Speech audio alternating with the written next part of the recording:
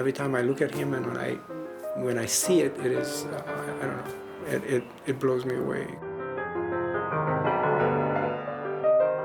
I look at him and I say, wow.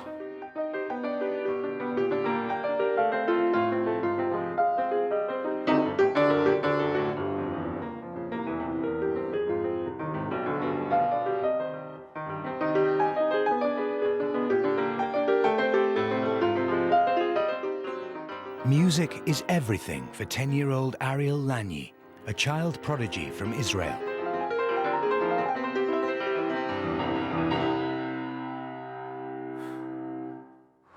Ariel is more than just a pianist.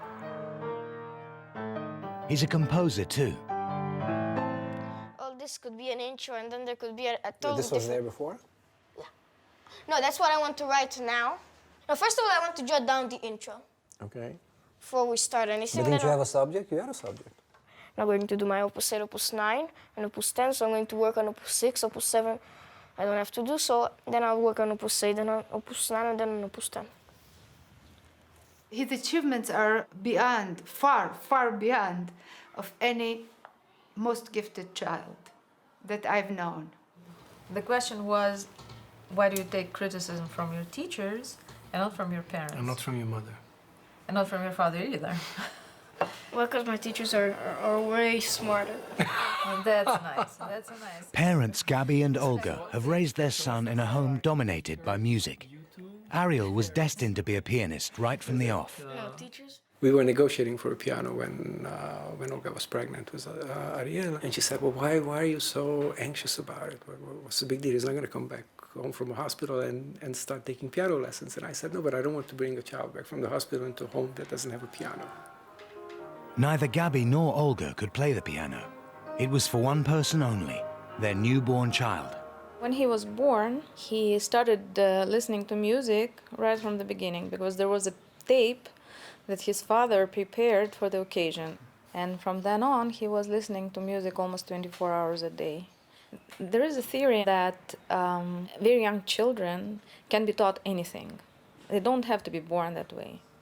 But the earlier you start the education, the more you'll be able to achieve. It soon became apparent that the theory was working. He was less than 3, just a little less than 3, and we were driving in a car, and he was sitting in the back, and we were listening to the radio, and it was Beethoven's Second Piano Concerto, which I recognized, but I don't know the key, and I didn't have the CD, so I told him this is a piano concerto by Beethoven. And Ariel said, Ian, and I didn't have the answer because I didn't have the CD to look at, right? And obviously I cannot tell. So he says, in B flat major. And I looked in the mirror and I said, are you sure? And he said, oh yeah. So needless to say, as soon as we got home, I take out the CD and I look at it, and it's in B flat major. By 5, Ariel had already taught himself to play the piano and started taking lessons. By 7, he was playing classical concerts with an orchestra of adults. In a way, we created it to some degree by exposing him early on. And a little baby doesn't have many choices. So he just lies on his back, and you play Bach, and you play Bartok, and he listens.